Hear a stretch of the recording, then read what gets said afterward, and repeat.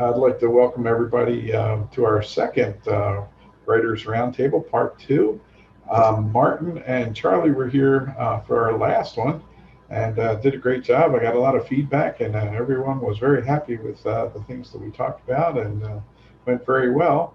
We do have another panelist tonight, Labron Harris. He was asked by Linz to write a column about postal history a number of years ago. And after a few years, he began writing for other publications. And one of them, of course, was USPCS Chronicle. After a few articles, he was asked to become a section editor. He enjoys writing, and people really enjoy his articles and stories. They stand out very well. So we're very pleased to have him tonight, also as a panelist. And this is being recorded, so if anybody misses anything or any parts, and if you want to share with friends, please do. But our website, the Mid-Atlantic Federation of Postal History Societies, is pretty easy. It's just mafphs.org, and there's a presentations tab there, and all the presentations that we've given are uploaded there and also onto our YouTube channel. So we had a list of a couple things to talk about last time. I think we covered those very well. We have a little bit of a list on some things to talk about this time, so a little bit differently. So hopefully we'll have some new and interesting material. And we'd appreciate if everyone, besides the panelists, would just mute yourself for now. And at the end, we'll have an open question and answer period. There's not as many people here tonight. We'll see how many wander in, but we should certainly be able to devote time to people that have questions. So we're hoping to get a good interactive presentation. So how about tonight? Last time we started off with Charlie. How about if we start off with Martin? If you have a topic that you'd like to start with, and we'll draw in between you, Charlie, and Labron and talk about some stuff. Okay, sounds good. Welcome, everyone. Appreciate you being here. Appreciate your time, and appreciate being included as part of the panel. I know there are a lot of experienced authors and editors here, so I count myself as learning along with you as opposed to necessarily being the source. So appreciate the opportunity to discuss this and push the hobby forward as we talk about how to improve the content that we're all creating and curating. I wanted to jump kind of to the middle of the list, but I'm going to do it by way of the first bullet point on the list that Steve has circulated for us. I want to thank Steve for putting this together. I don't know how many of you know how much he does, but this is kind of a tireless worker, and I appreciate all that he's doing and facilitating opportunities like this. That brings me to the point that I want to talk about, and that's the relationship between editor and author. The first question on the list, at least the one that I'm working off of, said, how do you determine where to submit your work? And, a lot of publications are obvious. There are areas where a lot of us cross over. But when you've got some experience, you understand where to go with it. But if you don't, or if the crossover feels very heavy, I would argue that the absolute best thing to do is fall back on a solid relationship with an experienced editor. Because when I see a manuscript, a lot of times I will think, well, yeah, this will fit where the author has submitted it. But occasionally I will think, well, if you took it in this route for publication as opposed to the route I can offer you, your audience is going to be more engaged. And there's probably an opportunity in some cases for cross-publication. Publication at the same time or slight modifications to fit multiple journals. But the best way to have an understanding of that, if you don't know right off the bat, is to ask someone that's got experience editing, because they know their publication, they know others' publications. And, generally speaking, and unless our relationship has been bad, my goal is to push the hobby forward, to push, obviously, my publications forward, but really to make the authors look good.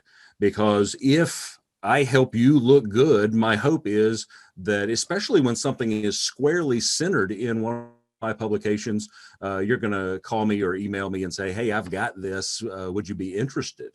So, I'd like to see what Charlie's got to say about that topic as well. But relationship has got to be one of mutual respect. We can get into some details, share a story. I've got one author that is accomplished. He knows his work, but it's almost as if he intends to frustrate me, because he will submit a manuscript and within 2 to 3 hours maybe, he'll call a board member and say, "Hey, I submitted this. I hope you'll see to it that it gets published." That's not the way to work a relationship with an editor. The way to work with an editor is to say, here's my work, and what do you think? You may not always like the response, and the key is, if you've got a strong relationship, the mutual goal is to push it forward in a productive way. So I won't belabor the point. Pass it over to Charlie, see what he thinks. I would echo some of that. Maybe I'll take a different slant from the writer side, at least. And I think we have a lot of writers here too, because I think I live in a couple hats. I don't know that the chatter absolutely is not putting out the chairman's chatter is in the same category as what all of our editors here around this table really work on and do and put out that phenomenal work. But also being an editorial proofreader for the Chronicle for 25 some odd years has not hurt as well. And having built relationships with Charlie Peterson and now, of course, Michael Lawrence over the decade and change that I've been doing that. But I think from the writer's perspective, the author's perspective, I think I'll echo that side in building that relationship. Where do you go? I have an idea. I wrote a few words down. It's on a stamp or a cover. I think this is the basis of the story. If I've done my due diligence and I think I know where it probably would fit, I absolutely have done this in the past and reached out to individuals like Martin and other editors and asked them, here's what I have. This is what I'm thinking. Do you think it's appropriate? And if it is appropriate, because I've done some homework and it fits within that journal and that audience, just from what I've read and seen the scope of that, then we'll work that through.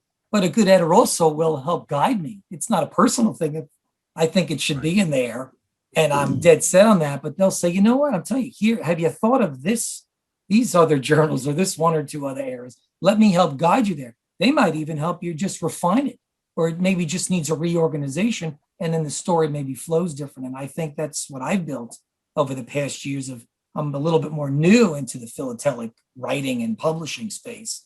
But I've had a great, 5 or 6 years in doing that and trying to build those relationships, get to know other authors as well. They're another good resource for you as a writer, is to bounce ideas off somebody else that has written maybe something similar or not similar to you, where you can go and get their opinion, pass a draft by them and get some feedback right off the bat. And boy, right away, I've rewritten a few pieces and removed and or added, and maybe went down a different sort of approach. And at the end, I have to tell you, it probably was a better story. And it was even more appealing to the editor, who said, wow, now that's something I think our readers would be interested in, and not get caught up on some of the nuances there. I mean, I trust when I send something to Martin, it's good. I mean, we'll work it and all, but I got to trust that he's definitely going to, like he said, make the author really look good. He wants the journal to be good, the society that it represents, and the author, because we'd like to keep the society good, the journal productive and out there, and he'd like more articles. And if I'm interested and I find that topic that I really am interested, we talked about that last meeting, find an area that you really enjoy and love, and the writing, I think, will flow naturally, and that storytelling will come across, and you'll be able to find a place where it fits. So that's, for me, just first pass, first blush, just to add on to what Martin said. I think something that I do when I'm looking to write and where I tend to publish it is to find the right audience. So working with an editor, really important. Wearing those different hats, yeah. I love to pass it off to Mr. Harris and see from his perspective as well. He wears those many hats as well, what his thoughts are on the relationship with an editor and then the authoring piece as well. Well, my experience mainly has been as a writer. I've been an editor for a very short period of time, but I enjoy working with certain editors. And as a result, I write things sometimes that are more that a local, like a local Postal History Society would want to run. But in my concept, I'd rather run it in a bigger journal to expose that society to a larger journal. And that's just the way I work at it. I know I wrote an article on a Florida covers, and I know that Charlie was part of the proofwriters of it. And and Dean Briggs, who was a very big man in Florida postal history, he wanted me to run it in their journal. Well, I told Dean, I said, look, if I run it in a bigger journal, you're getting more exposure for the Florida Postal History Group. And he agreed with it and was very helpful. But, as far as working with editors, I prefer editors that will give me I will submit a manuscript and they will let me see what they've done to it. I've written for so many different magazines, and occasionally they'll just take it and run with it. And one of my favorite stories is I wrote a first line, and I put a plural noun with a singular verb.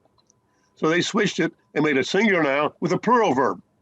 They screwed it up completely. I read the article, and I said, that's not my article. And I said, and it was, we needed Charlie to proofread it. And it didn't work out, but to me, writing is fun. It's something that I find easy. And I think other people would find it easy if they approach it in the right way. And I know that Charlie, last time I listened to I was busy, I was working a stamp show, and I heard I watched you and Martin and whoever else was, I watched that part of it. And I just like to echo the fact that in my case, I do postal history. And every cover, no matter how mundane, does tell a story. Some stories are not important. But you can take an envelope from today and it tells a story. You write 500 words about anything. And that's kind of the way I approach it. And I've been doing a little bit of editing. I was, they did an edit for the 1890s section of the Chronicle. And I was, by default, I got it. And, I worked with a few people, and I have the ability to rearrange words in a way that makes more sense sometimes. And that's my job as an editor. I'm certainly not as experienced or in the class of you people, but I do my little bit, and I enjoy it.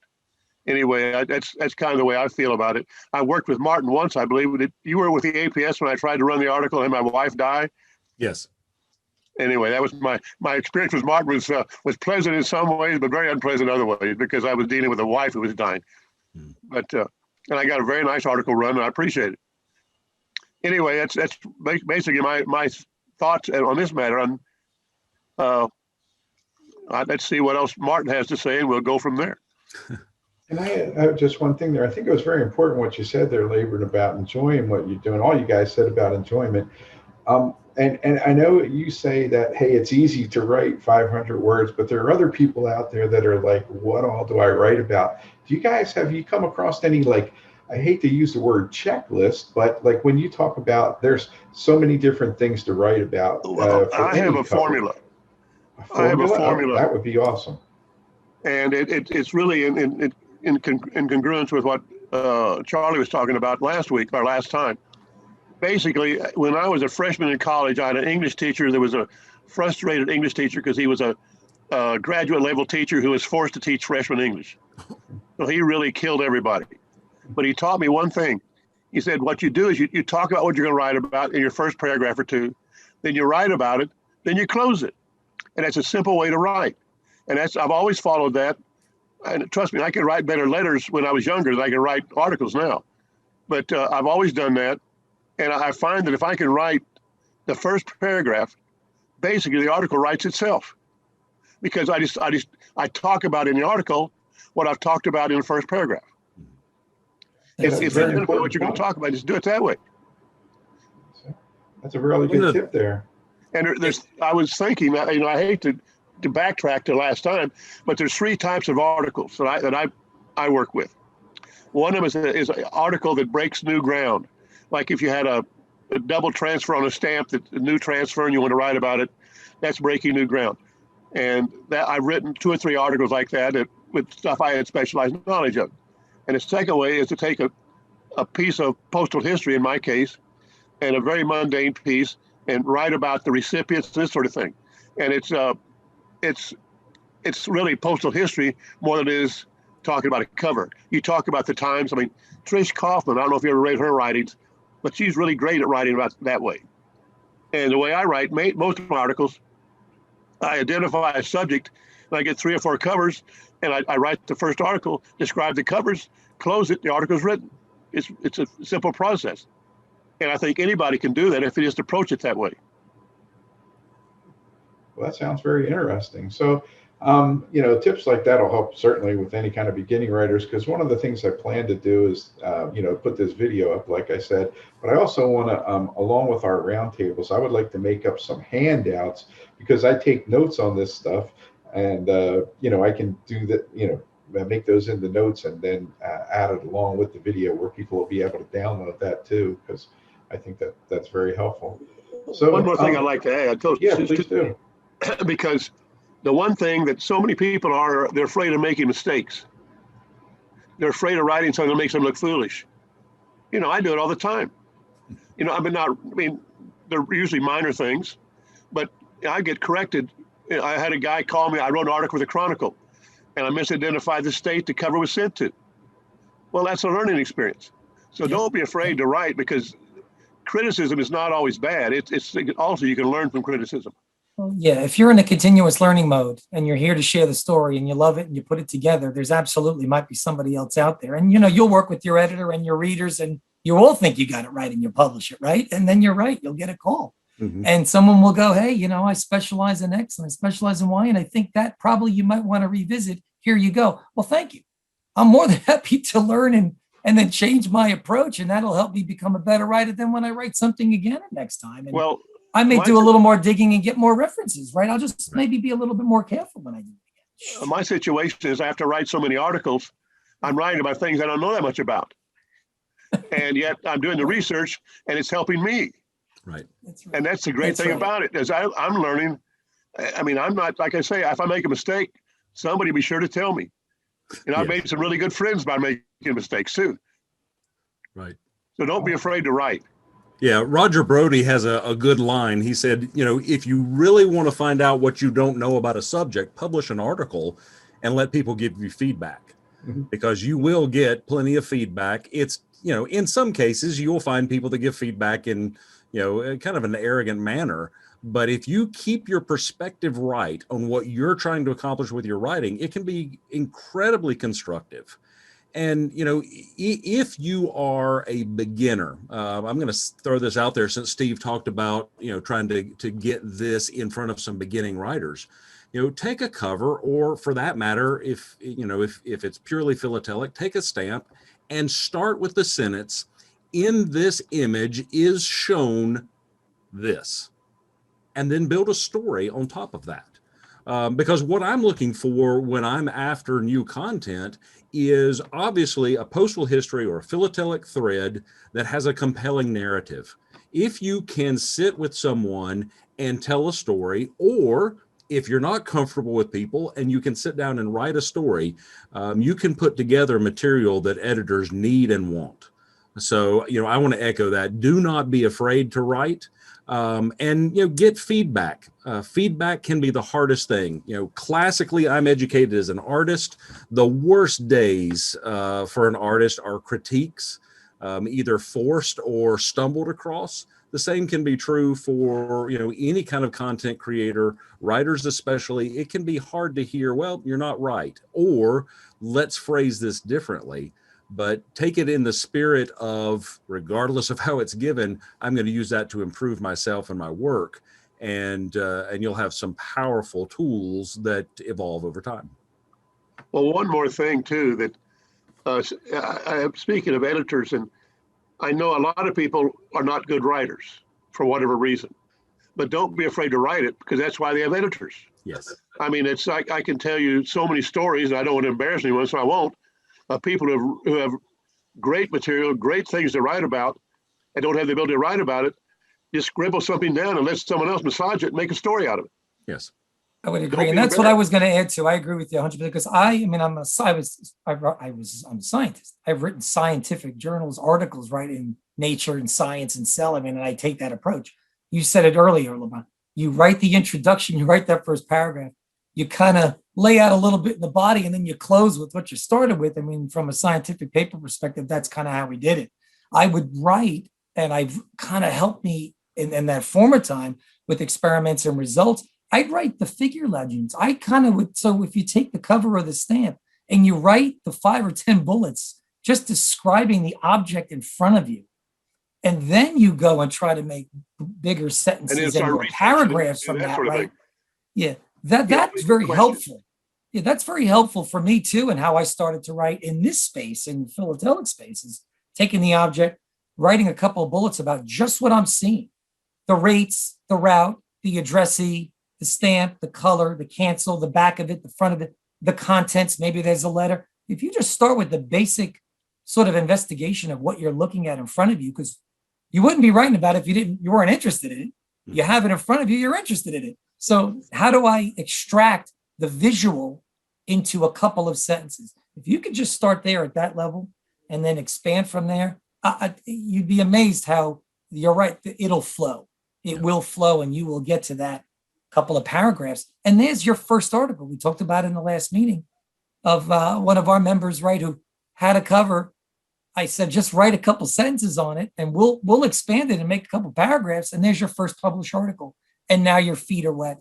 You've published your first article. Now you're going to think about, how do I do it again? And that was working with the editor. Yeah, and that was working with the editor. Now they have confidence. Now they'll write a little bit more. And so when I write, so often I'll write an article and I'll just sit on it for a month or so, and I keep massaging it. But you can massage something too much too. Yes, that is true. At some point you got to say, this is it. That is true. I keep making little corrections. I say, I shouldn't have said that. I should say it this way. But that's the way to write articles. Yeah. But you got to get something down on paper, like you say. If you get it on paper, then you can go from there. Correct. Mm-hmm. Well, I think it's also important to have a conclusion. So many people write these things and they just stop. Right. You need to have some innocuous line that says, this is why I did this, I hope, whatever. It's something to say at the end. So I'd like to segue just a little bit off what you said there, Labron. Some people are older or younger doing this, and you said put it down on paper. So that's a term, right? But there are a lot of people out there, I think, that are kind of intimidated by some of the software that's available, things like that. There are easy ways. You can start with paper, right? And then you type it in. But some people get into using Microsoft Word or all the different Office products and different things. One of the things I've tried to do is to help people with those kind of things. It's like, you have these things in your head, these things, like you said, just put them down on paper, something like that. Let me help with some of the technology part, which is kind of a segue into what we're doing next month, is some technology stuff. But do you guys have any tips about that? About, this Microsoft Word? What do you guys use? I started writing down things on paper. When I first started writing, I'd do it on paper. Now that I'm familiar with Word, that I go directly to Word, because why repeat it? But I think writing on paper is certainly a good way to start out. And just so you guys know, my wife just ordered a thing called a Remarkable 2, and it's a tablet that you can write on, and it's made, I never heard of it really until last week, but you can actually write on it like you're writing on paper, and it turns it all into text, and you can import it. And, I don't know, you guys are shaking your head like you've heard of that, or at least that kind of software. But if you have any tips on any of that kind of stuff, that's great, because there's so much different stuff out there. You get lost in that. Well, I rolled back as we were talking about this and picked up my iPad. This is a first generation iPad Pro from Apple. I won't talk about non-Apple products simply because I don't use them. I use them in the non-philatelic side of my business for testing and things of that nature. But for my true content creation, I use that iPad. And I still like longhand. I like to write my personal work out. But I have a software on here. It's called Note Shelf. And what I can do with Note Shelf is, as I write, it converts into text. I can then export that text into Word, or I can send it directly from my iPad to someone else as a Word file. And then I've got an editable format. About 20 years ago, Apple led the charge for handwriting recognition with a product called the Apple Newton. And that it has continued and, kind of is obscure at this point. There are not a lot of people using handwriting recognition on mobile devices because, content creators today means video and imagery, not necessarily, especially sound writing. But with a tool like an iPad and the right app, that app cost me $9. It will convert my handwriting into text with about a 95% accuracy. And I can do that both in block lettering and cursive. So it's pretty strong there. I'm a technology guy. It's important to me.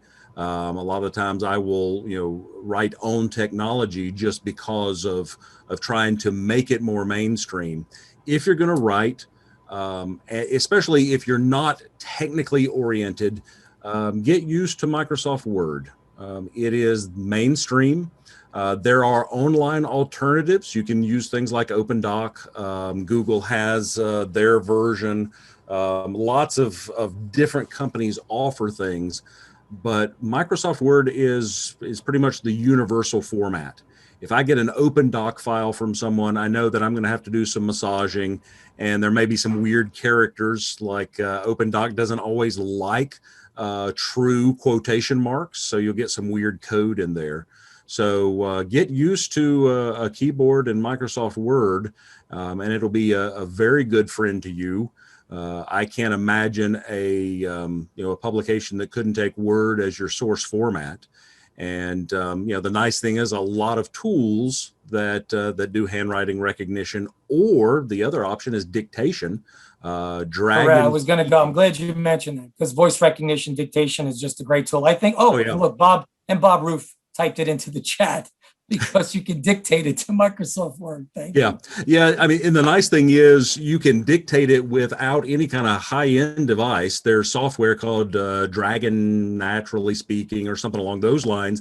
But I have used my iPhone to dictate, 500,000 word, pieces, just because that was the best way to do it. I was in a cramped quarters or whatever. So voice recognition is very much an option at this point. And that's especially good for writers who deal with any kind of handicaps. I've got two fingers that kind of point in the opposite direction because of some arthritis issues. And sometimes the keyboard is really more than I can bear. Handwriting recognition may address some of that, but voice really helps out on that side. That's a great point. And I think some people also maybe, I've had people that have asked me about converting Microsoft documents into like PDFs and things like that. So without getting too complicated, I mean, that you can do that right in Microsoft Word too. I think some people don't know that. Just do a save as, and you can make a PDF document if you're afraid of somebody changing your document around or something like that. Yeah, that's a really good point, because there are people who will steal work. There are people that will print work and claim its source being someone other than who wrote it. So yes, with Microsoft Word, you have the ability to save as. If you are working on the Mac side of things, and if you install the right software on a PC, you also have what's called print to PDF. The nice thing there is that instead of using Microsoft's version of a PDF writer, it uses the original from Adobe, and you'll get a little cleaner PDF. You also get some security options. So when you go to save it, there's an advanced options button, Mac or PC, and you've got the ability to put a password in. Now, I will tell you from experience that those protections are breakable by anyone who has decided that they are going to. So it is not foolproof. The one thing I would say is, when you're working with an editor that you've got a good relationship with, unless he says send him a PDF, don't send him a PDF, because it will, I can get the information out, but it's going to cost me more time and more frustration. So, Word will create PDF. The nice thing is Word will also, go out to other formats, and it will accept other formats fairly well also. The nice thing also is, if the PDF is not locked and someone has Adobe Acrobat Professional, you've got the ability to save that out as a Word file. So from time to time, I'll get a document that just gives me all sorts of trouble in PDF, and I'll use Acrobat Pro to save it out as a Word file. Still going to cost me probably an extra 15 minutes per typewritten page to process that, but it does give you some options there. An option for you too. I'll share some software that I use, PDF Element. It works and it's really quick to convert from PDF to Word document. Yes. So Labron, have you used any of those, or you just strictly stick with Microsoft Word? Or I'm a Word guy, and okay. I'm not real. I know that initially I would send articles out, and they'd be edited and sent back to me, and I couldn't change the doc. It had to be a special way to come in. I don't know, and probably someone else that would be able to tell. But I'm just a Word guy. I use Word and JPEG 300, and for the images, I send them in, and the Chronicle wants a black background, on the images, and that's fine. So I'm just and I have a master's degree in mathematical statistics. I used to do computers all the time, but that's 60 years ago. And believe it or not, things have changed. And I'm not very computer savvy. Yeah, I think that's a really good point there. Sending documents around. We've had some difficulty with people that, like I've tried to help with, where there's large PDFs or a PowerPoint file or things like that. One of the things we touched on, and I really like to emphasize that again from last week, is that WeTransfer. It's free and it's easy, and you can, send PDFs or Word files or images or things like that. And you can, combinations of all those things, just drop and drag and put them on there, and it's free. So it helps to manage those different types of files pretty well. It also gives the sender some confirmation as well. So, if Steve has, a bunch of PDFs he needs to send me, he can use WeTransfer. WeTransfer is a website, WeTransfer.com. You go to the site, you put in your email address, you put in the email address of the person who needs the files, and then you drag the files onto the screen. I mean, you can click select, but you've got the ability to drag it on the screen. And up to, Steve, I think it's 1.8 gigabytes. Well, I'm not sure what it is for the free version, because I ended up getting the pro version because I have some other files that I move. But the pro one is just amazing. You can send a tremendous amount. Even the free version, I've not found an article yet that was too large to go through WeTransfer. The nice thing is when you click send, it'll upload. You will not get junk mail from them. They will not sell your email to anyone else. You don't get anything even trying to get you to subscribe to the pro level. What you get is confirmation that it was sent and confirmation that it was downloaded. So if you're sending it to me and it is the week of the 17th of any month, it is unlikely you're going to get a response back from me at least for 48 hours, just because of the load of things that are going to the printer. But when that email comes in, I almost instantly click download, and you will get an email back that says Martin downloaded your files. So you know that they got to me. That's something I think is a very powerful tool and a good confirmation from you. That way, give you a little bit of comfort to wait, until I can get back to you directly. So WeTransfer is a great option. It is possible, and a lot of people do, break their manuscript and images up into multiple emails. The problem is if you've got a long article with large images, like earlier this week, that may take 13 emails to get to me. And it is not unusual for one of those 13 to not make it, or one of the files to be corrupted in the process. And then we've got to go back and forth. Okay, it was an email number 4 that this image didn't come through. So it takes a little bit of getting used to, but WeTransfer will save both sides of the discussion a lot of time and frustration. Right. And then one thing, the one advantage I think also with the pro version is that you can leave it on there for a longer time. So it will time out. So it's something to consider when you send it. You want to get that confirmation that the person got it, because, but you will get another email and it'll say, that this file you sent to Martin is about to expire. So it really works with you a lot. It does a good job doing that. Mm-hmm.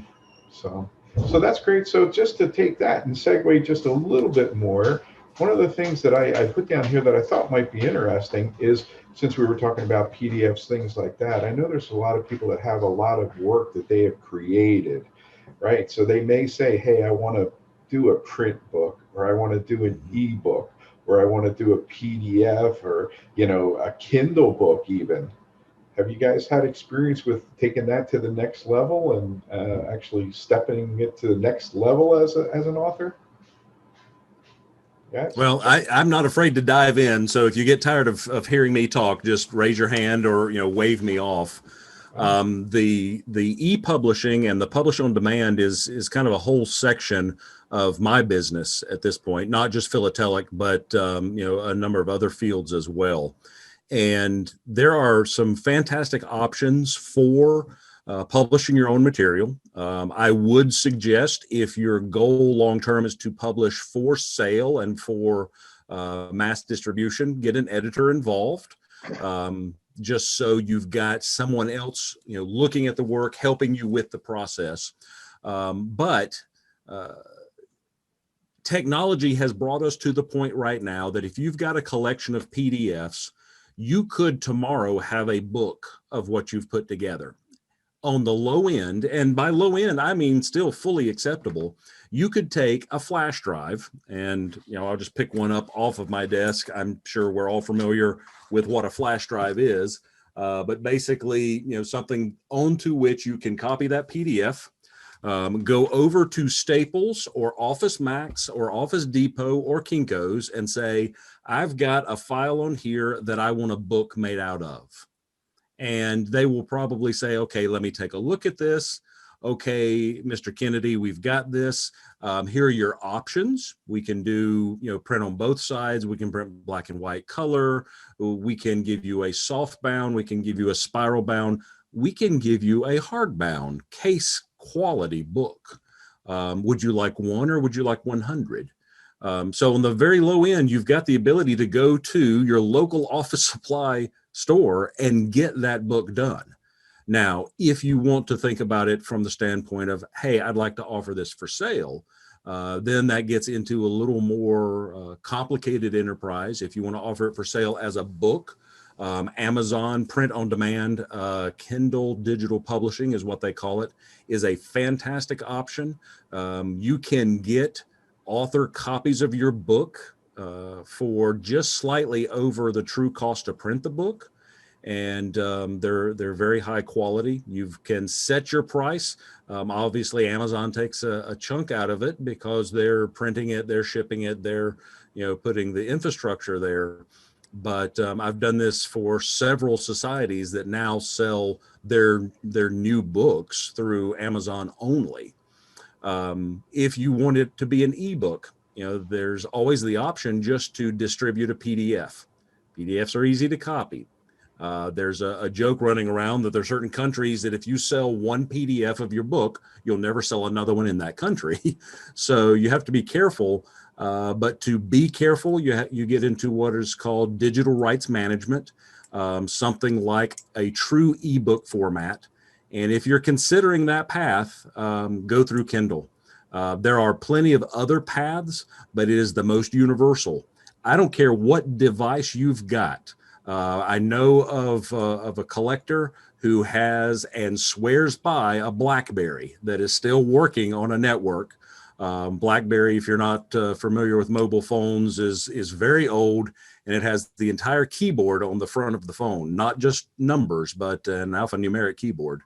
And he can get Kindle ebooks on his BlackBerry.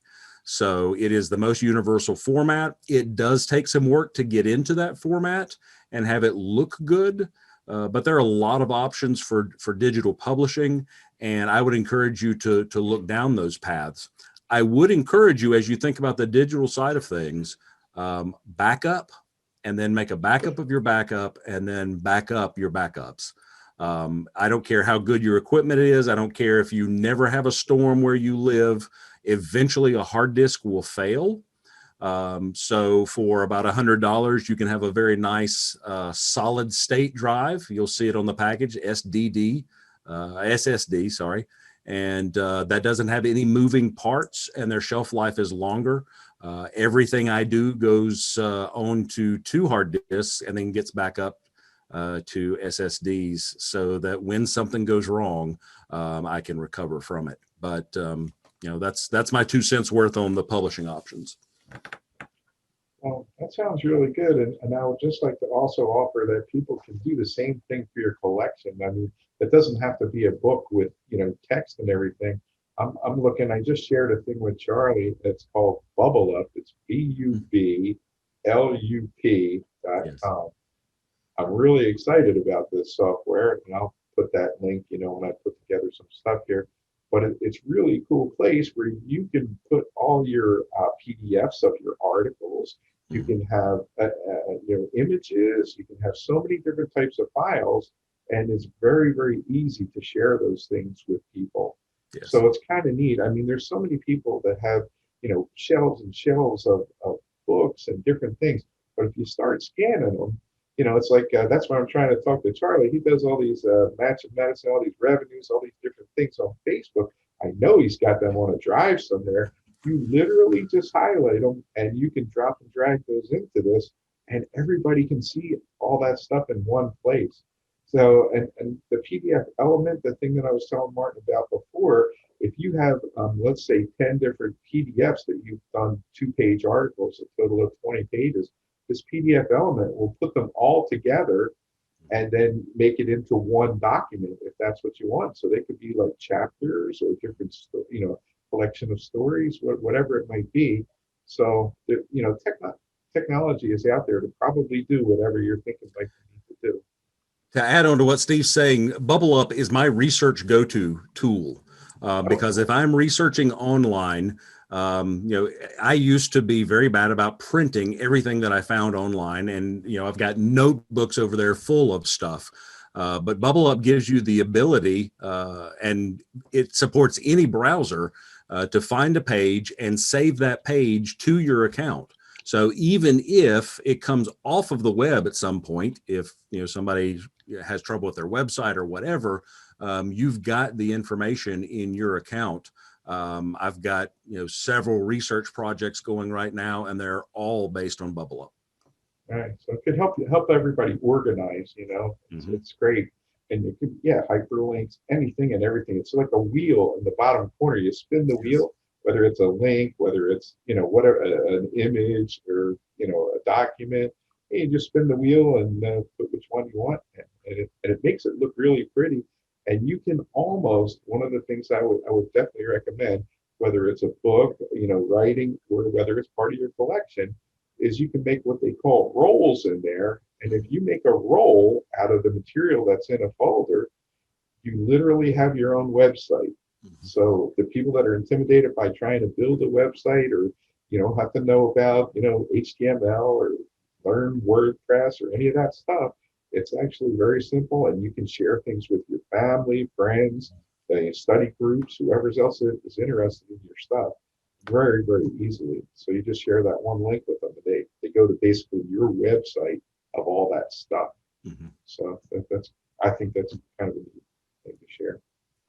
Well, I have a novel way of backing up my material. Basically, when I write something down, if I get anywhere close to completion, I send myself an email and put it on it as an attachment. So I do the same way with all the scans on an article. So if my computer crashed completely, I'd still have it online where I could have access to it. I'm a dinosaur as far as computers are concerned. And, I have some of these things you're talking about, but I don't know how to use them. Right. Well, So hopefully next I'm month sure we'll there's people help out there with the same literacy that I do. Yeah, exactly. I mean, you look at some of these Zooms that we do, and we are kind of not a very diverse group. We're, Well, all you're speaking around the Greek to same me as age, far as these computers are concerned. right? But hopefully next month we're going to do two technology roundtables, and we'll share this stuff and maybe do some actual demos of how to do things. And The demos would be good. Yeah, we can do that. I just want to make sure everybody saw the note that Bob made about Carbonite. Carbonite is an automatic backup service. Another fantastic option. Basically, they will allow you to schedule a backup. They do it over the internet. It goes to their servers, and you do have selective restore. So if you lose one file, you can go back to Carbonite and have the single file restored. So that is an excellent option. Haven't checked it lately, but it used to be very reasonable in terms of the cost too. And you also clearly, if you're in the Mac world as well, and they've done it for a long time, and others, I mean, you put the solid state drive, you have 1 or 2 or 3 as backup on your working computer, and it's time machine, right? It backs it up automatically on a schedule that you set. So, I mean, I've been doing that for got to be 30 years now. Sure. So yes, there's cloud, and yes, there's these services too, but then you also, if you don't want to do that and have it leave your enclave, you can still yourself have your solid state drive, external drive to your working drive. And it will automatically, every night when you're not working, go through that backup and do that all the time. And you could set that cadence. And absolutely, I echo what you say, Martin. You have to have a backup of the backup of the backup. Can I make a comment? Yeah, sure, Glenn, of course. That's why we're here, please. I don't want to just hog in when someone's talking. You mentioned like you can sometimes you have a document and you can turn it into a PDF, which turns into a book and like that. And I don't know if you're familiar with the British North America Philatelic Society. I just looked on their webpage, and they have books like this. They have 150. They do about 15 a year. And basically what they are, they're not articles or anything. They reproduce the best exhibits that they had. For instance, this one I just held up it's basically his exhibit pages. It was a tribute to Larry Page. It's his exhibit pages. So, and they make good money, I think, on it also. So if a society is going to do something, and talking about backups, I'm working on the Vermont Panelists right now, and I do it in InDesign. But every time I finish a session, like I did earlier today, I have 2 external hard drives, plus I do a copy up to my Dropbox file. And because I have 3 computers here in the house, and I can move between one and the other and like that. But I cannot emphasize, you need to have backups. I learned that in 1988 when I had worked for a half hour on something at school, and there was a power blip. So anyways, that's my comment. And when I don't plan on commenting anymore, I stop my video so people know that. Okay. Thank you. Thank you, Glenn. Thank you, Glenn. It's an important point. No, go ahead, Martin, please. Yeah. Right. I was going to say the same thing. Very, very good point. And, don't hesitate to publish your work. If you're an exhibitor, publish what you've done. I can't remember his name. He is an exhibitor that has done some incredible Disney related exhibits. And he's turned each of those exhibits into a book. The book has gotten popularity well outside of philatelic circles and has pulled some of those interested people into philatelic circles. So, understand that, that we get engrossed in this, but it's of interest to a lot of people. So the ability to publish is also your ability to promote the hobby outside of our standard sphere of influence. And everybody likes to read a good story. And Yes. we are storytellers. And I mean, it's amazing the crossover that I've experienced and seen even just the few years I've been writing. And we all fly spec. We all like to get the scope out. We look close. We look at that plate front, what color, you name it. But with a stamp and or a cover, you can actually tell, I think as Labron was saying earlier too, right? And Martin, and you can tell it really an amazingly interesting story about the people and the place and the thing, just simply from whether it's a modern day cover or something from 1850s or something that's 200 or 300 years old. There's a story tied to that. There are people behind that, places behind that. And there's just that human interest piece and that string that I agree. It could have a much broader reading audience. Right. And you'd be amazed the kind of feedback and comments you get and the interest, and you may spark other folks to share and write as well. And I think that's part of our responsibility as editors and publishers and writers, is to do that across the board and try to share the hobby that we love. Right. And that's the feedback I've been getting and seeing. And that's why I think we continue to do what we do because of that. So. Well, that's awesome. So how about one thing I've thought about too for this is taking your experience as a writer to the next level. And what I mean by that is like making a little resume, a little bio, putting together a little portfolio of your work, letting the people at the APS know what you're doing, and some publicity for either books you're writing or are going to write, establishing yourself as an expert, maybe getting on the Chat with Philatelists podcast with Charlie Epting and those guys. Have you guys had any experience with doing that type of stuff? Taking it to the next level, right? Let people know what you're doing and establishing yourself.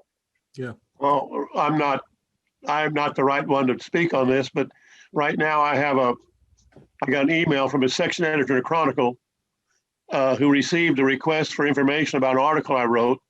And I have the picture of his cover that he sent.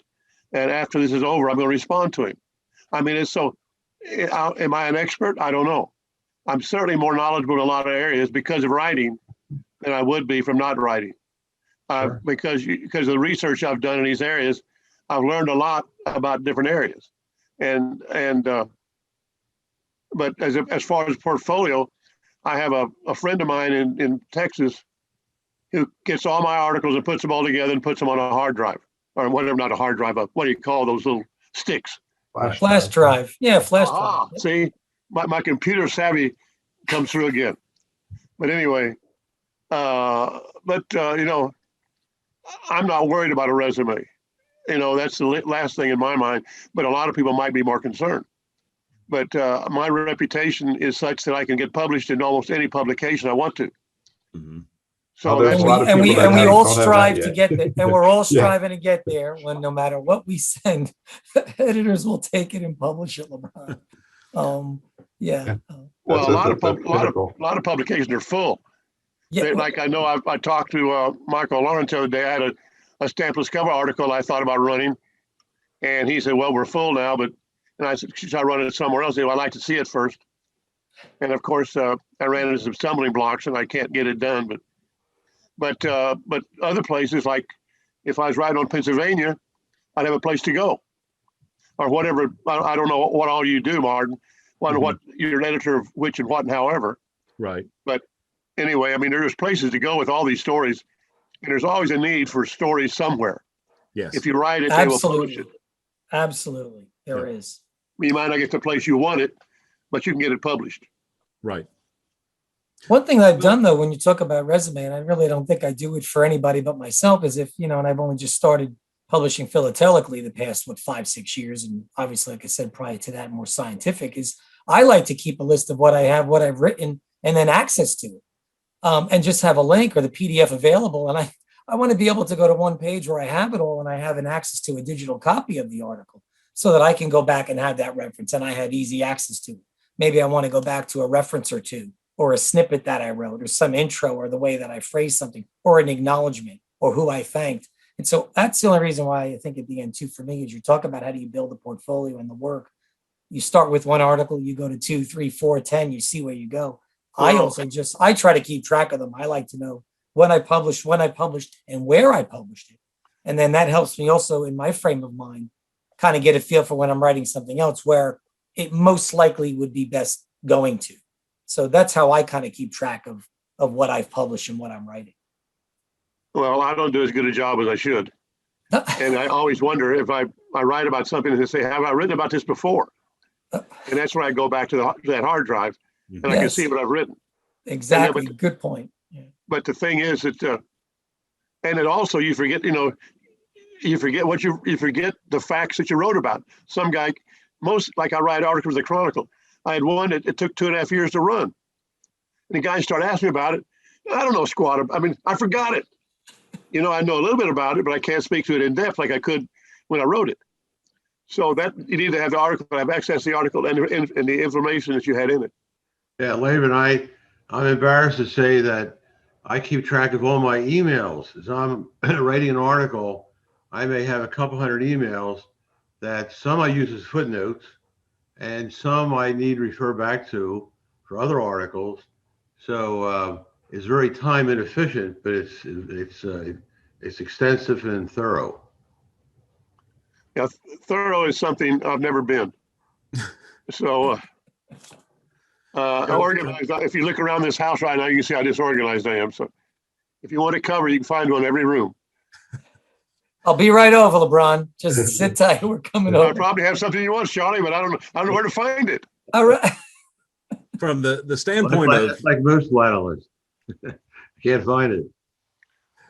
From the standpoint of publicizing yourself as an author, 2 points. Number one, if you're really serious about it, and these are not going to be an exact example of what I'm talking about, but what I have seen a couple of authors do is they will pick what they think is their best published work. They will ask for a PDF copy. And I would encourage you to always ask your editor for a PDF, because once he or she has done the layout, it's going to look different than your Microsoft Word version will. But I know of a couple of authors that have asked for the PDF, and then what they have done is they've taken that and they've made a business card for themselves with that particular cover page on the card. That gives them the ability to introduce themselves and say, hey, I write about Bohemia, Moravia, or I write about the postal history of BB-55, the USS North Carolina in World War II. It's a good way for people to get a conversation started and make sure that people can remember you. Now, I tend to go toward Bob's holding up his card. Bob is holding up a card, and I know exactly what card that is. Yep. Yeah, because I have one of those. So yes, absolutely. But do you keep your business cards? God, I have so damn many business cards. I have hundreds of them. LeBron, I'll tell you, I'll throw an old word out. I have multiple Rolodexes, and I've got business cards in each of those Rolodexes. I'll be glad to send that you also- more if you want them. That also goes back to what Steve was talking about with Bubble Up. I have in my Bubble Up account a picture of that card that Bob was just holding up. So I've got the ability to capture that, and there are some plug-in tools that will even put his information in my phone from that. The other possibility, and I know I'm talking a little deeper in terms of technology, is that if you have one, use it. If you don't have one, get a LinkedIn account. LinkedIn.com is a professional social media network. The nice thing for us as writers and editors is that we take the PDF, we put it up there, and if someone happens to be searching for special delivery, then there's a likelihood that in the search results, Bob's going to show up if he's got that PDF on his account. So it's a good way to get found, especially outside of our standard circles. And I have had a number of people internationally contact me because I've either got, a product, an article on there, or I've got a title listed as an editor or an author or something along those lines. Takes a little more work. You're absolutely right. There's a technology aspect, but if you've already got those PDFs, either from somebody getting it together for you or your editor sending it back to you, LinkedIn will teach you how to put those up there so that you can expand your portfolio. That's also a pretty permanent place. So if something happens to every backup and you lose that PDF, you can always download it again from your LinkedIn account. I'm glad you said that, Mark, because I've obviously used that since day one in the professional space that I've been in the healthcare, medical space, life science, biotech, and I've always had my many medical journal research articles there. You post them, you write the abstract is there, and anybody could find them. You go back and forth. It's a great way to share globally because anybody could find it. And when I started publishing in the philatelic space, I did the same thing. I was just as proud of that work as I was of my earliest work in the scientific field. I said, I need to put those in that same repository. It is absolutely stable. It is there. It is a very broad audience of business professionals across all domains. It's amazing who you meet in that space that might have profession X, but they're a philatelist or postal historian or like a good story. And you've started a conversation that way. And you've also kept your documents safe in an additional area where they can be backed up in the cloud too. So I'm glad you went that route. I think that's just another phenomenal way to be able to promote as well what you do, what you love, what you write about, and start a different dialogue and discussion with other people that have similar likes. So definitely a good area to go. Okay, Not just jobs, Bob, not yeah, just not jobs. just yeah, you have to be careful. You might get a job out of it.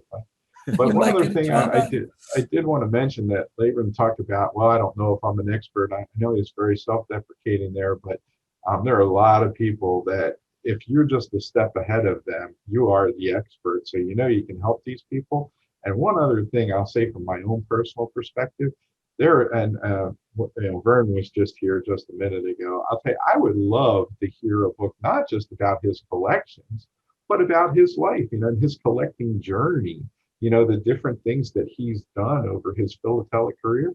That would be very interesting to me. So, and even though you guys might think, hey, nobody would be interested in this stuff, I can only talk to a couple people about this. They don't even know what I'm talking about.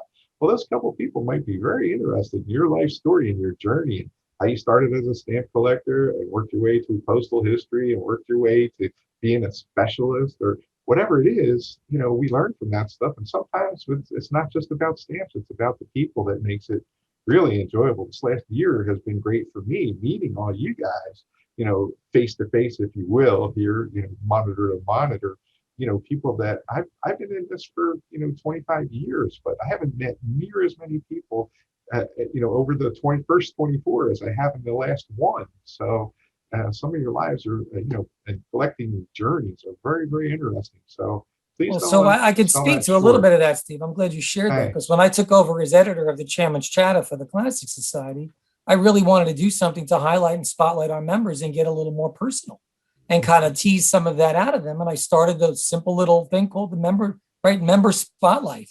And we started it with 1 or 2 articles. It might have been Dick Winter, who might have been the first person that we interviewed, and we asked 10 questions. And we went all over the place with those 10 questions. And now we've been doing that for 5 or 6 years. And we've got great feedback, and people have shared at all different points of how they got to where they are, why they're doing what they're doing. We've asked technical questions. We've asked, what's that item that got away that you regret?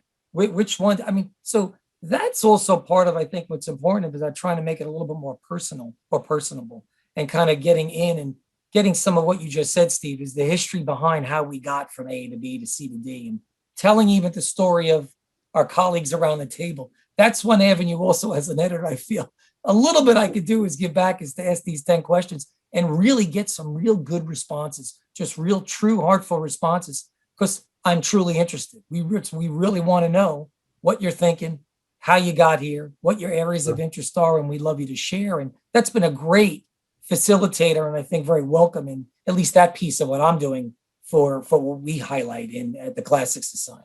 And I've seen that done a little bit elsewhere as well, but I think that goes then beyond just what we study and telling a story about the stamp or the cover. Now you're getting into some of the folks that are behind it and what they're thinking and their opinions and how they got here. And that even expands the hobby even more too, to kind of get a little more personal. So I just wanted to echo what you just said, Steve, because that's, I think, it really important too, that adds a different flavor to why we all get together. Right. So I just wanted to add that bit.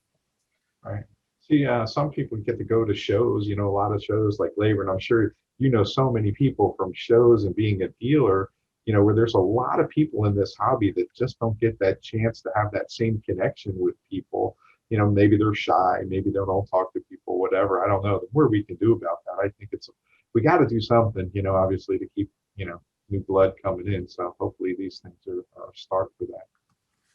So. Well, the best thing about going to show, the reason that the shows are going to come back, I think, is because people like the interaction. I mean, it's nice to see you all on Zoom, but it's 1,000% different to see you all in person. And also, I've been so fortunate over the years to know so many people. They help me with research. If I write an article, I had a cover, Hinckley's Express cover, I thought was bad. So I talked to a friend of mine named Ken Stack. He said, "Oh yeah, there's 5 of them. They did this. They're all the same thing. It's legitimate." And because I've known him 30 years because of the stamp shows. Yeah. So it's a real asset in doing anything in the business, especially writing or whatever, is to have the contacts you can talk to about various subjects. So that's why shows are so important. And we started off the top of the hour too, talking about shows. We just had a 2-day show here in Lancaster, and it was just amazing to get that many folks to come together, talking to friends and colleagues, the camaraderie, and the various folks that have an interest or an expertise or a background, right? And you could share. There was an amazing amount of sharing going on Friday and Saturday last week. Of folks were pent up to bring the goodies that they've been holding on to for a couple of years, and now they could actually show them again. I have a feeling we get a few more articles coming our way, Martin, and a few other editors that are out there.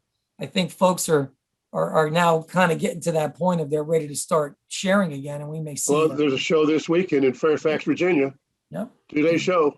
All right. Well, it sounds like I need to drive 7, 8 hours to Fairfax. Is that what you're telling me? No, not from where are you, Lancaster? Where are you? Yeah, I'm in Lancaster. It's Not Huh?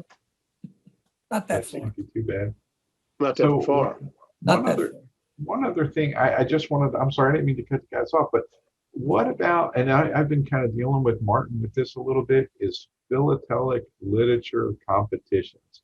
How do you prepare your club, your society to do those things? How do you encourage individuals to enter those things?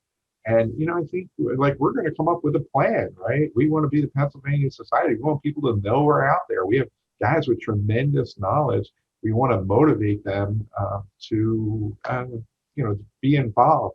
I'm sure you guys have all dealt with that kind of thing too, trying to win a prize, I was very fortunate because I was urged by my colleagues when I wrote an article for the Chronicle, and it was Michael Lawrence and Wade Soddy, and I think my good friend, and I'm sad to say, Dick Seller, who just passed a few days ago, the probably greatest plater on the planet, of the 3 set and the 1 set and a number of other areas. And they, after I wrote that short piece, urged me, Charlie, there's an opportunity to get your work seen. If you're not an exhibitor, but you're a writer, here's a great way to get it out in front of even more people. And I'm not doing it for a ribbon. I'm doing it to I want to get critiqued. I love to learn how to improve in being a writer, and getting feedback from others that have written and or read is very helpful to me to get that kind of feedback.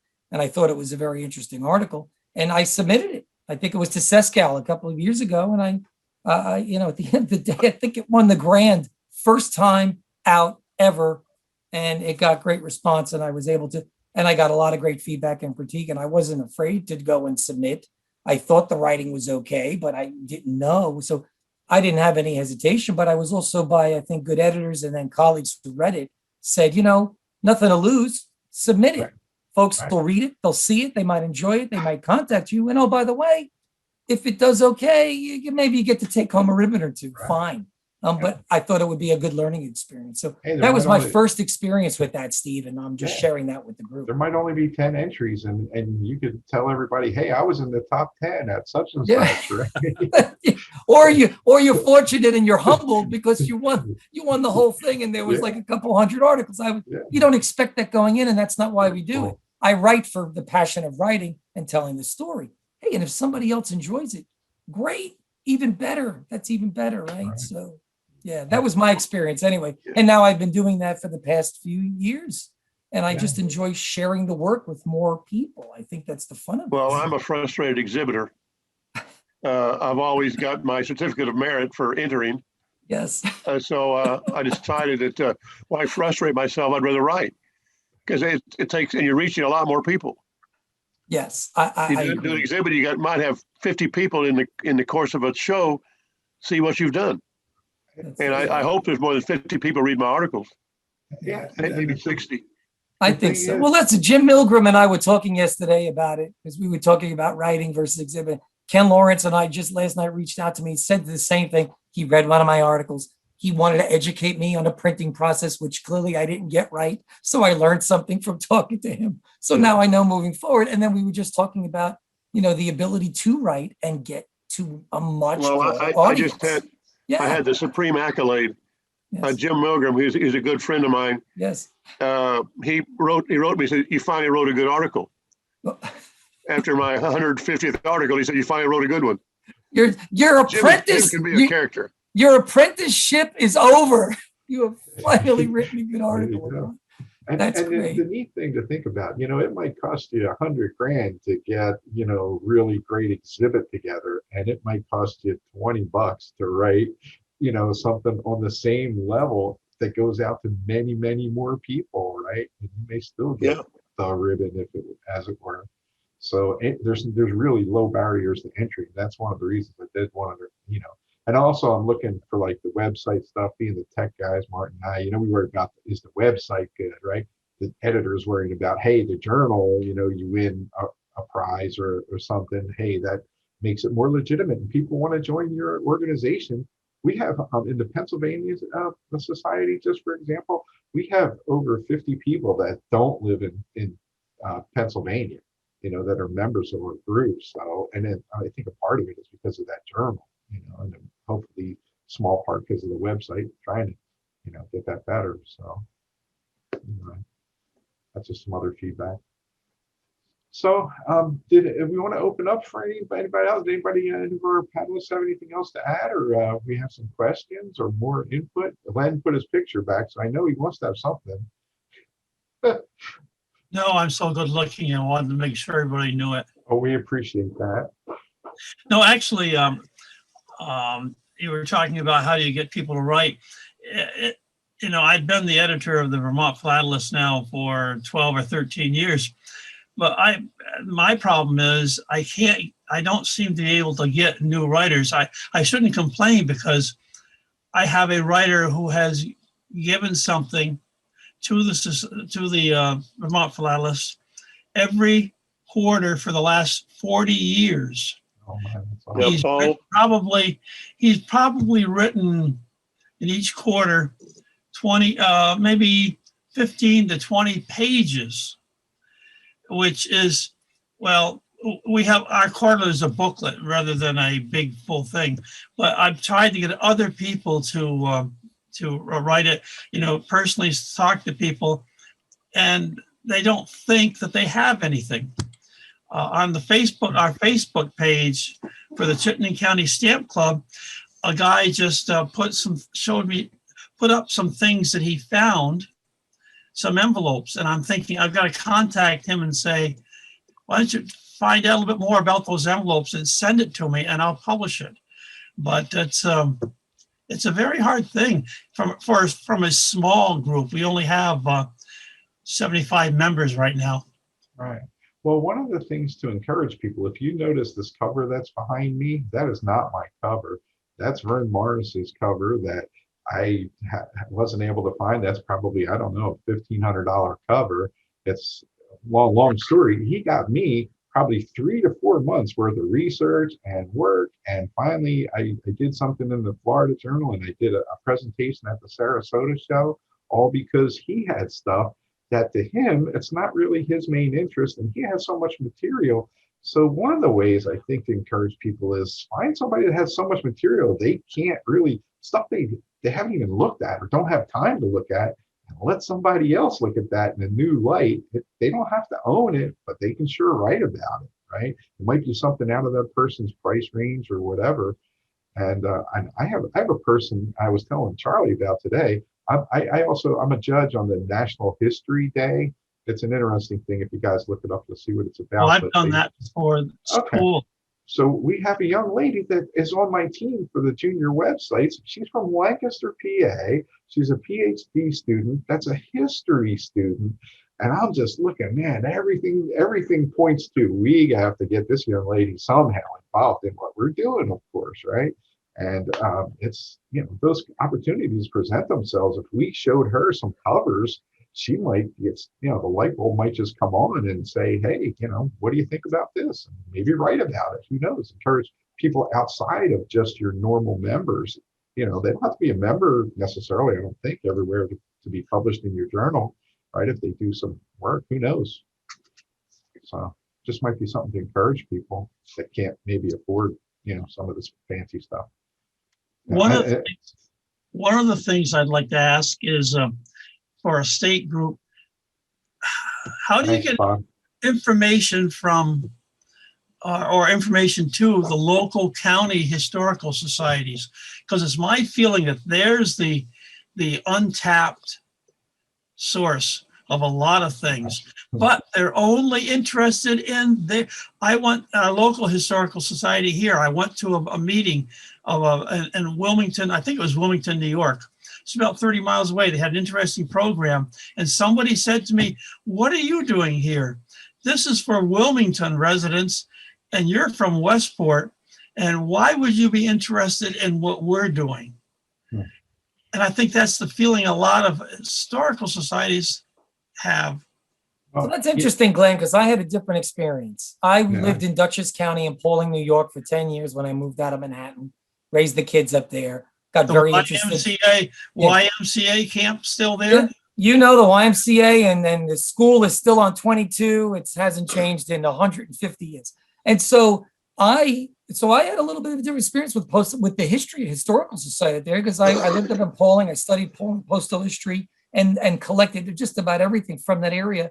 And when I started doing an article on some obsolete currency and an individual from Armenia and Pawling and all, and I did doing my research, I reached out to that historical society up in Armenia, and they happened to have a bit of research, but not a lot. In my study, I actually found more than they actually knew. They were amazingly receptive. They loved that I was able to maybe even add to their body of knowledge of the historical society. So some of them are absolutely receptive. Yeah, that was probably too negative. It's just that one. But yeah, so I was accepted. They took me in. They were even interested that I was even interested in their town or village or hamlet. And that after I published that work, I sent them a couple of copies of that work of one of their founding fathers of that town, which they then put in their showcase and put on display. So I think don't be discouraged if you think a historical society is not welcoming. I think if we do our job and research, we can add to their history. I think they're contact with them. Terry Hines has just written a 3-part article for the Vermont Panelists, and he used on the history of the town of Norwich, which is next door to Dartmouth. And a lot of his research was done in the historical museum there. So you're right.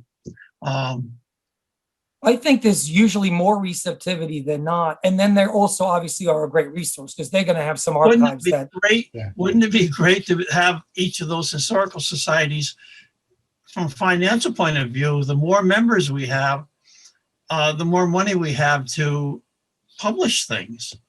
Sure. So I've been trying to increase the membership because like through the historical society, it's very difficult.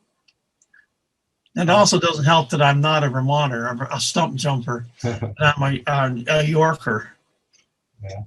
See, well, I just joined a Rotary here in West Palm Beach, and I met the guy that's the head of the Palm Beach County Historical Society.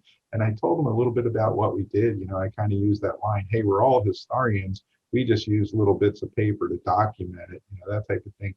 He said, "We have over 4,000 letters, old letters at the Historical Society. We have no idea what to do with them."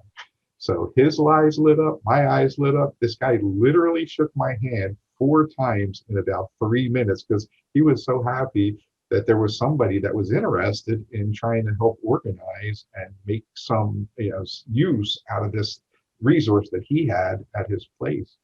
So I think it's going to be a very beneficial relationship for both of us. Well, so then that goes to what we just did a few years ago with Bill Schultz when we sat around his table in Westchester, PA, and created the philatelic gathering, and then went and he had the archives of the historical archives at the Westchester, at the historical society there, and was able to tease out 200 and change year old documents that had not seen the light of day, right? And so you had now a completely renewed interest and did that full year exhibit.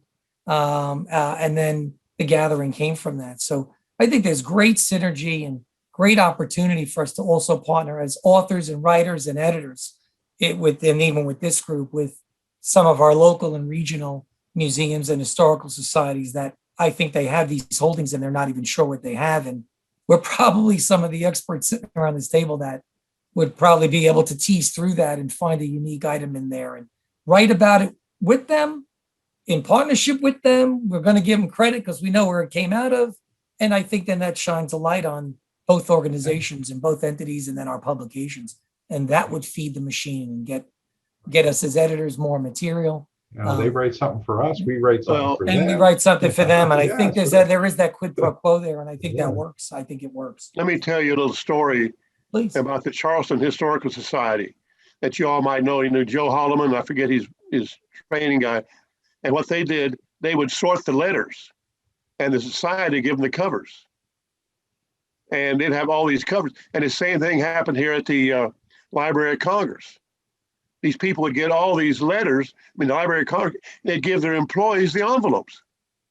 You had like, there's so much, who was the guy, the head of the war in the First World War, General somebody, who was that? Whatever. There's hundreds of letters, covers from him. So he's not scarce. Same way with, there's a lot of really important people. And we used to buy bags of this stuff from those people. You'd buy a garbage bag full of old letters, envelopes, because they didn't want them. Now they're getting more restrictive. Yeah, they see what they're worth, maybe. Well, I don't know if they know what they're worth, but they're not making it available to the employees. But there's all sorts of ways that these things are distributed. And if someone would approach maybe one of these historical societies and look, you've got all this stuff, I will help you organize it because you want the content, I'll take the envelope. That's something you might do, Steve, if you talk to these people at West Palm. Right. It's you build a great collection for nothing, or your whatever your time's worth. Man, you don't usually hear a dealer telling you that too often, right? Hey, build a collection for nothing. That's good advice. Well, they want the content. They don't care about the envelope. Right. And I would buy stuff from Joe Holloman, if I needed, he'd give me a photocopy of the contents. That's awesome. So I knew what it was. And that was he's gone for a number of years now, but he was a great source and he was a great collector. Hey, Labron. Yes, sir, Bob. The very first mailed Lippman postal card I got from Joe Holloman. Hey, what did he find it somewhere? He probably paid a quarter for it. He had an exhibit at in Virginia on my favorite covers. Yeah. So I was a dealer there, looked at the exhibit, and this one frame had a page with the Lippman card on it. So I thought, holy cow, I got to find this guy, see if he wants to sell it or trade it. And I connected with him and I gave him money and some trade. And, it's had a new home ever since. Excellent. Well, he got more conservative as he got older, too. He wouldn't dispose of the material. I think he was scared people were taking advantage of him, which if you pay nothing, how do you take advantage of someone if you pay them $100 for something they paid nothing for? I gave him an offer he couldn't refuse. Yeah, well, you like those things. You pay good money for them. Yeah. But I'm saying that he had a cover I wanted one time. He just wouldn't sell it at any price. Yeah. And I wanted it for me. Now we're getting far afield from this discussion here, Bob. I think we ought to get these people back in it. Yeah. I have a technical question for anybody. Sure. It's kind of a nutty question, I think, but I had a work that was reviewed by somebody who made the statement that my references at the end of the work were really endnotes. Any what? Endnotes. Okay, and so it sparked the question: is this a proprietary thing where some people use endnotes, references, bibliography, and so forth? Is there a proper standard that is accepted in the philatelic world for a journal article for their references? What's the term that people prefer? Is that a stupid question? No, and people are going to be hesitant to answer that because no good answer. I think that is a topic that is all over the board. I will tell you what I do, and it has irritated a number of people, and it has been seen as a solution to a number of people. Anything I edit will always end up with the materials that are reference titled under references. And if you have written in such a way that they are actually in notes, meaning that you've pulled a quote and you are referencing that quote and where you got it, or you are quoting a very specific statistic, quantity, route, whatever, and you are referencing the source of that, I will leave the numbers in the text. Now, in some cases, I have seen people that will give what I consider to be general references. What I mean by that is they will take a concept from someone else's work, add to that, reword that, and then at the end of it, put a little #1 superscript, and in their references, they will reference the work from that, or what they worked from.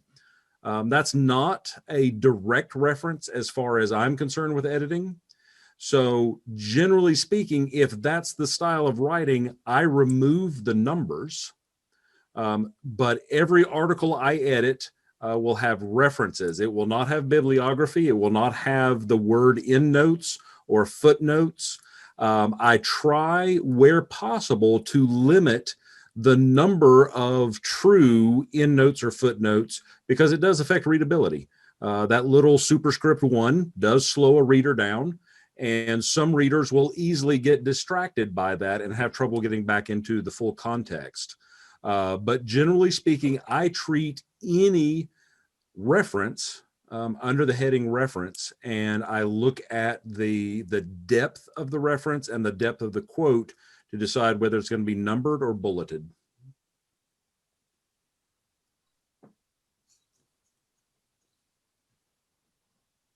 Any other questions? You got One, does that answer your question, Bob, before we Yes, move? that's Is that Well, okay? the bulleted, yeah, I think it does. I've always used references, but here's my problem. I want to submit the work for competition, and the individual who kind of didn't like that, and he didn't like the fonts, didn't like this, didn't like that, he's on the board. So I'm thinking, okay, are these personal preferences or are they really important technical issues? Have you published the article, Bob? Yeah. I mean, it was a book. It was a book. It's a book. You published it. Yeah. Okay. So the point is, I have an electronic edition that's been upgraded, and I want to submit the electronic edition. And but the fonts are the same, the references are the same, no end, all these kinds of technical issues. So I'm just trying to figure out, whether there's an agreement across the board as to what these things should be. I would do if I were No, you, there's Bob, not. There's not. what I would do is if whoever the guy is that told you to do that, if he's the guy that's going to judge it, I'd say, help me do it, and let him help you do it. And that's the way I know people have got grand awards by talking to judges and getting their opinions and feeding it into it.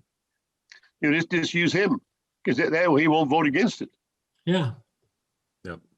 Anything to facilitate. All right. Yeah, exactly. Go ahead, Martin, please. Yep. Sorry. Yeah, and Labron just made a very good point with a single word, opinion, because it is the opinion ultimately that will rule in that situation. Right. Typefaces. I've seen judges say, "Well, it's a poor choice for typeface. You should have used this." Well, my field. There was a point where I was going to be a typographer, a typeface designer. So I know a little bit about typefaces. And a lot of the times people are speaking from the standpoint of this is a proven fact, when in fact it is purely opinion. Yeah. Because the most readable typefaces are sometimes the ugliest typefaces. Yeah. I agree with you. But So, Mr. Toll, so sorry, LeBron. Yeah, so Mr. Toll, you have an option. It's to embrace the critic, quote unquote, in the opinion, if they're a judge and you're going to submit it, But I'm not and have them help you, as LeBron said, kind of. Yeah, but you've got to go with the judges. Yeah. oh yeah, of course. I mean, yeah. right, wrong, or indifferent, they're the people who are going to judge your work. Well, absolutely. I'm just thinking, okay, do I want to spend another, how much of it costs? Right. And I'm no better off, I don't know. Well, do you want to win? I'm like you. That's the question. I want the work appreciated by a wider audience than would Well, normally. so then you know what? If that's the approach and you're not worried about the ribbon, then Yeah. you know, I'm not. then you Don't worry submit about it. right? You don't worry about it then. Well, Yeah. there's also another option. I tend to take some kind of cavalier approaches to things. If I thought that my work was right, regardless of what he or she said, I'd submit it in its original form. Now, that goal you mentioned of getting a broader appreciation, here's a way to do that that will make a lot of editors happy. Offer it as a review copy. Because if your work is relevant to the scope of a particular publication, a lot of editors will either write a book review themselves, or they have someone on standby that says, with 30 days notice or whatever, I will review anything you can get to me. And then, depending on the publication, you got anywhere from 150 to 2,500 people seeing what they've said about your book. Most of the time, they're not going to butcher it. They'll be honest. They have to be. That's journalistic integrity. But you can get the cover and a synopsis of your work in front of a broader audience. And then how to order a copy of it, et cetera, There you et go. cetera, because I'm reviewing one now for the Excelsior because they sent it to me. It's West Point, it's New York State, it's the history of West Point. Here we go. Hudson River. Sure, I would love to review it. I got a copy. It's a phenomenal book. I'm happy to see it. It's great. And I'm going to review it and we're going to put it in. And Jeff is more than happy to have that in there as well as our editor official, right? But I'm trying to work with him and facilitate getting articles into the Excelsior. It's good for the Empire State Post History Society. And so, yeah, I agree with you, Martin. That's a great way to do that and get exposure. We obviously do it at the Chronicle as well. And just about all other journals will go down that pathway to absolutely engage an author to do the review. And you want the review, the honest review. It is your right, the integrity, but the cover, and then how to order it. Here we go. And you get a pretty broad audience. So that's a really good way to go, Bob, too, if you're not worried about then, the competition and what one judge might think, fine. Yeah. So I lean that way. Yeah. Was this like a hardcover, soft cover, or print book, or what was your experience putting that part together? You talking about me? Yes. Well, did you have a good experience? The individual I'm talking about, I contacted that individual first, who was receptive to doing it. But then he said something like, I need a sponsor. And I interpreted that to mean there was, he needed a sugar daddy or some money. And so I figured, okay. So I went to another group, seeing if they had any money. And they said, why don't you publish it with us? So the bottom line is the individual who reviewed the work got the cold shoulder from me inappropriately. And I mean, not on purpose. I just was trying to figure out, who wants to publish it. So the bottom line is it's a book that was published and it's soft cover, maybe 125 pages, something like that. That's your Lippman book. It's the Lippman book. Is that the Lippman book? Yeah, but I did an update. I did an electronic update, which was really very, very useful because the book was reviewed. So I figured, okay, whoever reviewed it, I agree with 50% of what he said. The other 50% I don't, and I added the new 50%. So I was very happy that it got reviewed. Yeah. So the bottom line is, I would say, no, I've got this new piece, and I'm thinking, okay, I want to get it out there. How do I do it? Do I need to work on it again, or just kind of send it as is? Anyway, FYI. I just want to say one thing too. As a president of a state postal history society, one of my goals is to encourage our local members to be writers and help them in the process of getting books printed. And, I'd love to have them and sell them on our website and, all that kind of thing. So I assume others are in the same boat if they have any money. We were lucky enough to get a little endowment. So we have some money where we can do some things like that. I would be thrilled if people from our, society would come to me and say, hey, can you help me get this book published? Especially if it's something, to do with Pennsylvania. that'd be great. We got to use the money for something. You can't just draw whatever it is, 2% interest forever, right? You have to make some things that are useful. So anyway, pass that around for anybody in Pennsylvania. So. Oh, can I ask one last question? I don't want to monopolize, but in the current environment for publishing, given the fact that there's probably a lot of people writing articles because of the COVID shutdown, are people looking for shorter or longer articles? Which has a better chance of getting published quicker? Every article, any article. I mean, yeah, any article, right? I mean, I'll defer to Martin. I know we're looking for 1-pagers, 2-pagers, 5-pagers, multiple issues. I mean, if we have to break it up, we do it. The Chronicle. Yeah, Martin's in the back. Martin's pulling out. So right now here he's going, this is what we need.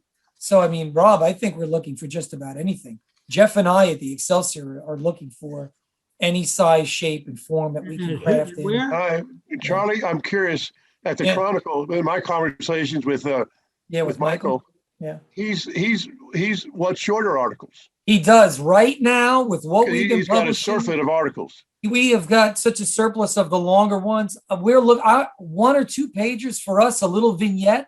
Those are just sweet to have those. That's what I mean. Yeah. And I'm good at writing those. I know you're great at writing those. Keep them coming. Yeah, we do. And for everything I do, I need a mix. I need a mix right now. I need, I've run a couple of things that had an oversized cover and 300 words. But then I've got one piece I'm editing now that typewritten pages, it's 55. So okay. Now that's an epic work that's going to be spread out over multiple issues and things like that. But I'm looking for every size. And I love for it to be, all over the place within the scope of the publication. So for the U.S. specialist, right now I'm really craving some modern postal history. So those are the types of things I'm looking for. But right now, extreme length will get you pushed out. But anything from like Charlie said, a vignette to a comprehensive piece on an issue, I'm craving it. What do you call modern, out of curiosity? Pardon? Really, what's your definition of modern, Martin? Really anything from anything in your area? I mean, anything in the specialist area? Yes.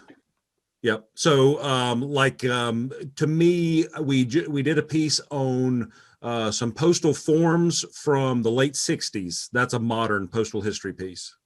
Okay. But you don't want Fourth Bureau or Washington Franklin's or that sort of thing.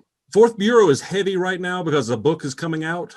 But generally speaking, yes, I want it all. The modern is what comes in the least. Okay. So with the specialist, something after 50, probably. Yeah, I love it. Yep. But what I'm trying to do with that one is get obviously all of the committees represented with content, but also all of the appropriate ages, eras, times represented in that as well, because we do have a few younger members who are very, very interested in the modern, and we just don't have a whole lot of it, or at least we haven't historically. Yeah, because I think you got plenty of Prexies, I would assume. Yes. Probably are Liberty strong? Fairly. So after that, really? Yes, that would be fantastic. Okay. Well, I have nothing in mind. I'm sorry.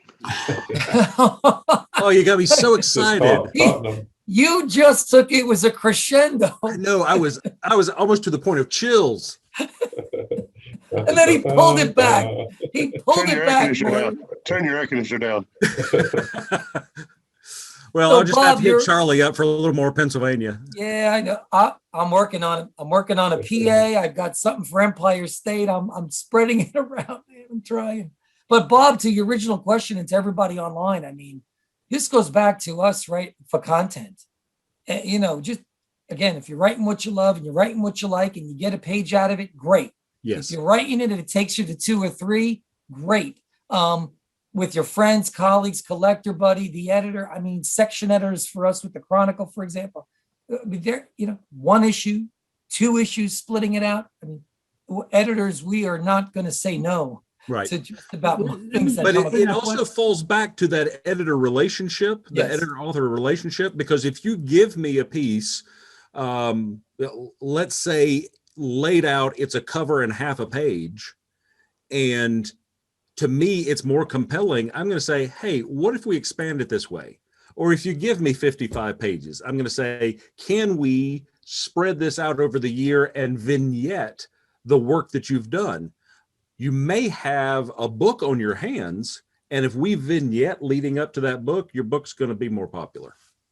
Yeah, I mean, the problem I run into, and we all have our own individual axes to grind, and that is the topic that I like to write on. I run into resistance from the editors. I do postcard postal history. Okay, as soon as you mention the word postcard, people's eyes glaze over because they go, I don't want to look at a postcard. And I go, hey, this is the postal history. Yeah. So they go, well, go to the Postal Stationery Society. Well, I go to them and they go, oh, well, those are stamps. Those don't have indicias. We want indicias.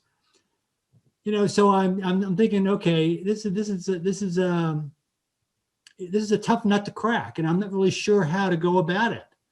But when you get involved in it and you understand it, it has the ability to attract some interest. Even modern, there is some modern stuff out there that's interesting. And see, what you're talking about is what I'm after, a compelling story. Story, exactly. You tell a compelling story, we can all sell that in a myriad of journals across a myriad of regions or states or the nation. I mean, right? We have journals at all different levels.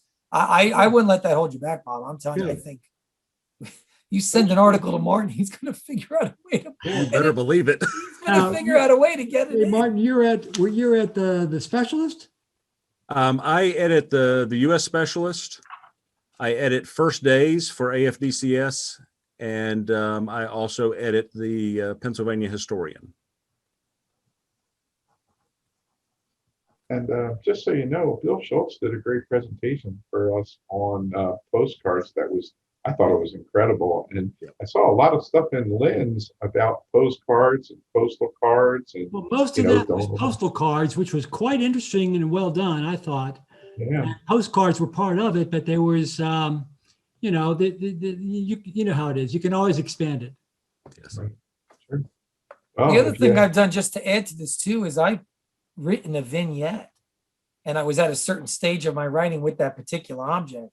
And then, the editor said, man, if you do any more work on that and you get even more of a story to tell on that one piece that we did, they would love you to come back and bring an expanded story for a future article, which I know is something that I've done once or twice. And I think that was another interesting way. I felt comfortable selling the story, and so were they, just with that one object or artifact at the time.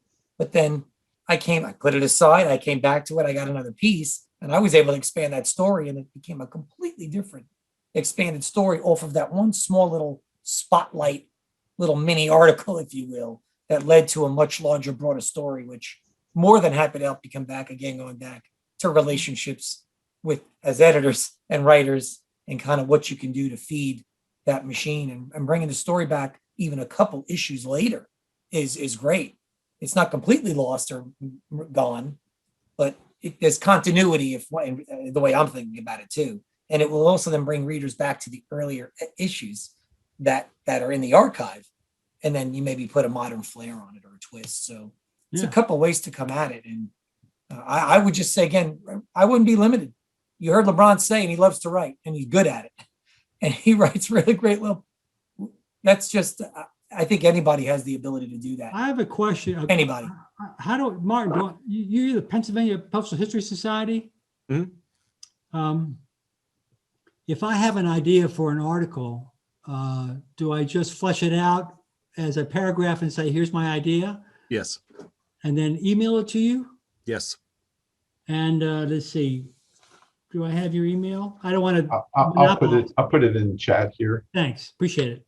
Sorry about that. Hey, well, let's not just send it to Pennsylvania. You got something for New York State. Let's send it to the Empire. I mean, I can Can see somebody Share the that. mute this wealth. guy? It's got to be New York related, right? Well, yeah, kind of New York. It could be tangential to New York. It could just, I can. Stay in your lane, Charlie. Stay in your I'm- lane. I'm You're planting staying, good seeds. You're planting good seeds. I'm staying in my lane. I'm just helping Jeff. Jeff couldn't make it tonight. I'm trying to help okay. Jeff out. All right. All right, good. Well, so we're coming towards the end here, guys. I don't know if you have anything else to talk about. This has been a great, smaller discussion. I mean, everybody's been able, participate a little bit more and everything. So it's been really great. Our next two for May are May 13th and 27th. You'll see some of the same people because some of these guys are experts at a lot of different things. But we're going to be doing technology roundtable, and we're going to talk about things like Zoom. Heidi from APS is going to be here. Scott English has also offered to be a part of the technology roundtable. We'll probably have Martin, Charlie back again. Myself, I do some web kind of stuff. Maybe we'll do a little bit differently, not quite as open. Maybe we'll each take our areas. I'm not really sure because what my vision is on that is to touch base on things, let people know a little bit about things, and then we can follow up with more detail with like sending people out like links and links to videos or things like that people can hopefully take to the next level or at least stay engaged with us about. And because some of the stuff is just too detailed to do in 2 hours or whatever. I can't teach you almost teach you how to build a website now with Bubble Up now that I found that. But I'd be happy to work with people on stuff too. And Martin has, Philatelic Press is absolutely awesome. And, he does very high quality work. We're very happy to have him working with us for sure. I've seen that issue of the historian and it's awesome. So I'm looking forward to that coming out. So I'd just like to thank everybody very much, and Thank you, hope guys. I'll keep you guys on my list, and please share with any friends that might be interested. We are more than happy to have more people here. We're not charging anything. I mean, it's just time, and people will learn an awful lot, I think, at some of these. So we appreciate your time and participation. So Thanks, have a great everyone. night. Good to see Thanks, you. everyone. Have a good It's evening. good to be with you all. Thank you. Thank you, everyone. Learned a lot. Thank you. I look forward to learning how to hook up my backup device. All right. Yeah. Yes, That's a good exactly. thing. I'll put that on the list. Hey, I want to get I want to put a screen on my Zoom in the back. Oh, we can teach you how to do that. That's Cool. very easy. Come on. We can show you how to put a video back there. You can put anything you want. I'm there. How cool would that be, huh? I think If you want to stay on, I'll show you how to do it. It's not a problem. Okay. Okay. Thank you. Though. Just You let helped me know. last time, though. Bye, Okay. everyone. Appreciate it. All right. Have a good night, everybody. Okay, we'll see you all. All right. Thank you, Labron.